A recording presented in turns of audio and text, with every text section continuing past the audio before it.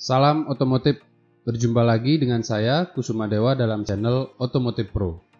Di video kali ini saya akan mengulas sejarah Honda CB750, di mana motor ini mampu mengubah industri otomotif dunia.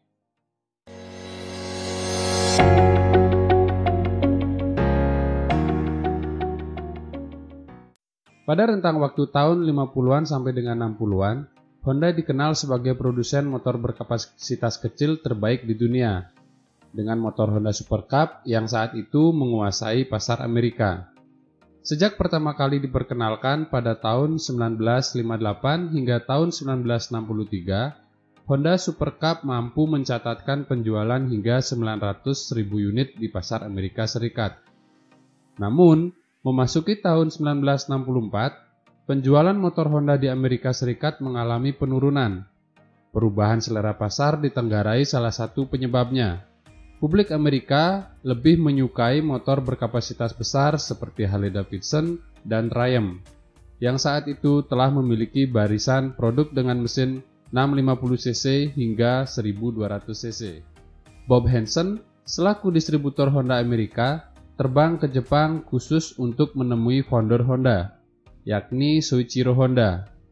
Kedatangan Bob Henson guna mendiskusikan motor baru yang mengusung teknologi motor balap Grand Prix untuk pasar Amerika.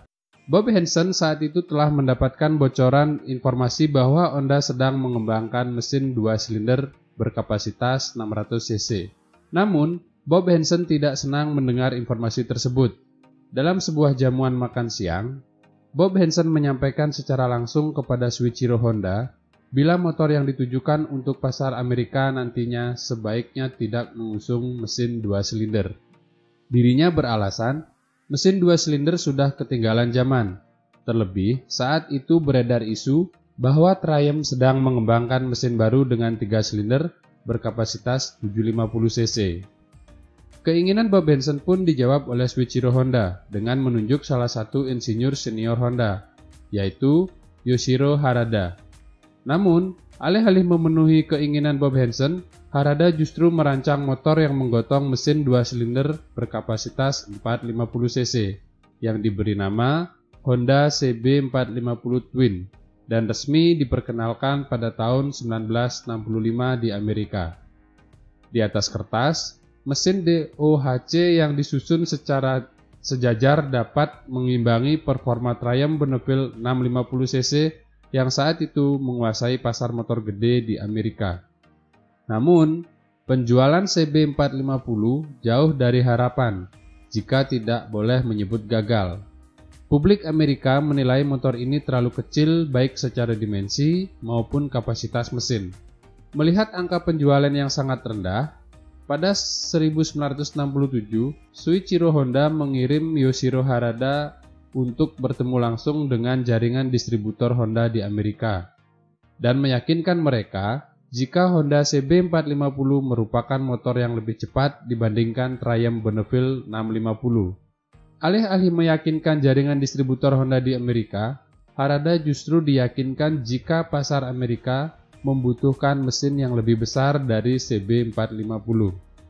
Harada juga mendapatkan pemahaman akan kultur pengendara sepeda motor di Amerika yang tidak melihat seberapa cepat motor dapat melaju, alih-alih mereka menginginkan motor dengan torsi yang powerful sehingga mereka bisa mendapatkan tenaga yang mereka inginkan.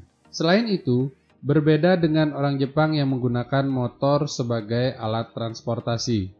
Kebanyakan orang-orang di Amerika lebih memandang berkendara dengan sepeda motor adalah kegiatan rekreasi dan relaksasi.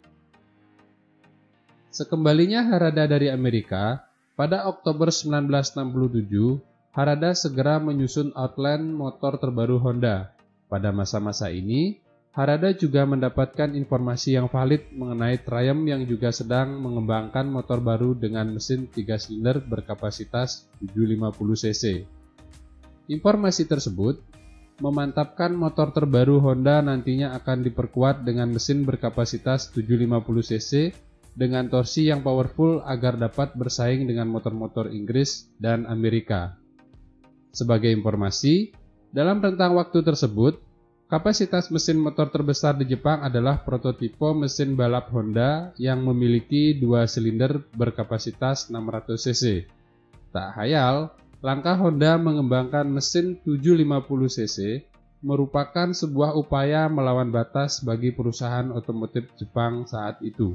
Pada Februari 1968, Harada mendapatkan lampu hijau dari Shuichiro Honda untuk memulai pengembangan motor barunya, serta mengumpulkan 20 anggota tim pengembangnya. Kepada timnya, Harada menjelaskan mengenai motor yang akan dikembangkan, yakni motor 4 silinder yang terinspirasi oleh motor balap Honda yang berlaga di Grand Prix, kecepatan yang stabil dan handal hingga 160 km per jam, sistem pengereman yang mampu memberikan deselerasi dengan lembut dan berulang dari kecepatan tinggi, mesin yang memiliki sedikit getaran dan minim kebisingan untuk mengurangi kelelahan pengendara, posisi berkendara yang nyaman, meningkatkan standar kualitas untuk penerangan, switchgear, dan semua kontrol. Dan terakhir adalah semua kemungkinan yang dapat dijangkau untuk motor produksi massal. Karena telah memiliki pengalaman dalam membangun mesin 4 silinder saat membangun Honda RC164, sektor mesin bukanlah kendala bagi tim pengembang Honda CB750. Dalam rentang waktu 6 bulan, mereka berhasil menciptakan prototipe pertama Honda CB750 4K0. Prototipe pertama Honda CB750 ini dibangun dengan menggunakan basis rangka CB450 yang ditambahkan cradle agar lebih kuat untuk menopang mesin yang lebih besar. Honda CB750 hadir dengan mesin SHC 4 silinder yang mampu menghasilkan torsi maksimum 68 HP, yang berarti lebih besar dari mesin Harley Davidson yang berkapasitas 1300 cc. Prototipe pertama Honda CB750 masih menggunakan sistem pengereman tromol.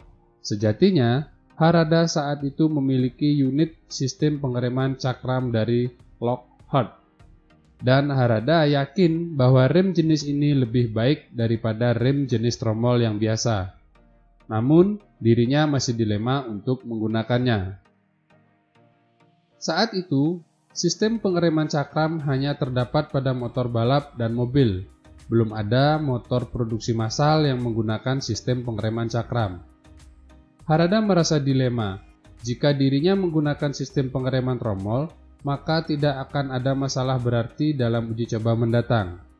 Selain itu, sistem pengereman tromol juga digunakan pada motor yang sedang dirancang oleh Triumph. Sebaliknya, jika menggunakan sistem pengereman cakram, maka perlu banyak uji coba untuk memastikan bahwa komponen pengereman ini memiliki daya tahan yang baik untuk digunakan secara harian. Akhirnya, Harada membawa 2 prototipe motor ke hadapan Shuichiro Honda, salah satunya menggunakan sistem pengereman cakram. Maksud Harada adalah agar sistem pengereman diputuskan oleh Shuichiro Honda sendiri, yang memiliki lebih banyak pengalaman dalam bidang engineering. Dan Honda yang dikenal tidak takut dengan ketidakmungkinan memilih sistem pengereman cakram. Mimpi buruk Harada datang ketika Shuichiro Honda mewajibkan prototipe Honda CB750 menjalani serangkaian tes sebelum dipamerkan di Tokyo Motor Show yang dilaksanakan pada November 1968. Ujian pertama motor tersebut digeber pada 6000 rpm selama 200 jam tanpa henti guna melihat sejauh mana daya tahan mesin motor ini. Selain itu, untuk melihat efektivitas sistem pengereman, motor digeber pada 8500 rpm hingga mencapai kecepatan 197 km per jam dan test rider melakukan pengereman. Hal tersebut dilakukan secara terus-menerus selama 20 jam. Hasilnya, deselerasi Honda CB750 dari kecepatan 197 km per jam hingga berhenti dengan sempurna dapat ditempuh dalam jarak 41 meter. Setelah melakukan serangkaian uji coba dan dinyatakan lolos, Honda CB750 akhirnya menciptakan kehebohan pada gelaran Tokyo Motor Show pada November 1968. Para jurnalis otomotif yang berkesempatan melakukan test ride memberikan ulasan yang positif mengenai kemampuan Honda dalam merancang mesin yang tangguh untuk sepeda motor produksi massal mereka. Meski ditujukan di pasar Amerika, Honda CB750 justru pertama kali di-launching pada gelaran British Motorcycle Show di Inggris pada April 1969. Berbeda dengan prototipe pertama, Honda CB750 hadir dengan konsep stang lebar khas motor Amerika. Desain motor naked dengan stang kemudi lebar sangat mencirikan motor Amerika, menggotong mesin 4 silinder dengan 5 percepatan dengan kopling sentrifugal, electric starter, dan sistem pengereman disc brake serta yang terpenting harga yang ditawarkan seharga $1.495 yang jauh di bawah daripada moge Eropa dan Amerika. Hal-hal ini di atas sukses memancing rasa penasaran publik akan sosok motor terbaru dari Honda. Terlebih, Cycle Magazine, yaitu salah satu majalah otomotif di Inggris yang berpengaruh pada saat itu, menggambarkan Honda CB750 sebagai sepeda motor paling canggih yang pernah ada. Sembari menjelaskan uji durabilitas motor, kecepatan maksimum, hingga efektivitas sistem pengereman yang diusung motor ini. Pada Juli 1969, Honda CB750 akhirnya tiba ke hadapan publik Amerika. Honda hanya menargetkan penjualan motor ini dapat mencapai 1.500 unit per tahun di Amerika. Namun, beberapa bulan kemudian, pesanan Honda CB750 melonjak hingga 3.000 unit per bulan. Kesuksesan Honda CB750 tidak hanya karena tampilan dan performa mesin yang diusungnya. Soichiro Honda sendiri meyakini bila Honda CB750 perlu mendapatkan publikasi yang lebih luas dengan cara mengikuti berbagai kejuaraan balap motor. Pada September 1969, Honda mengirimkan 3 unit CB750 untuk berkompetisi pada kejuaraan ketahanan Bol d'Or di Prancis dan menjadi motor pabrikan Jepang pertama yang memenangi kejuaraan ketahanan 24 jam tersebut. Beberapa bulan setelahnya, pada 1970, Honda CB750 mengikuti dan memenangi kejuaraan Daytona 200. Kejuaraan ini merupakan kejuaraan besar di Amerika Serikat, sehingga kemenangan CB750 pada ajang ini turut meningkatkan penjualan di negeri Paman Sam. Kemenangan motor ini pada berbagai kejuaraan balap motor turut menobatkan sebagai superbike pertama di dunia, yang semakin melambungkan nama Honda CB750.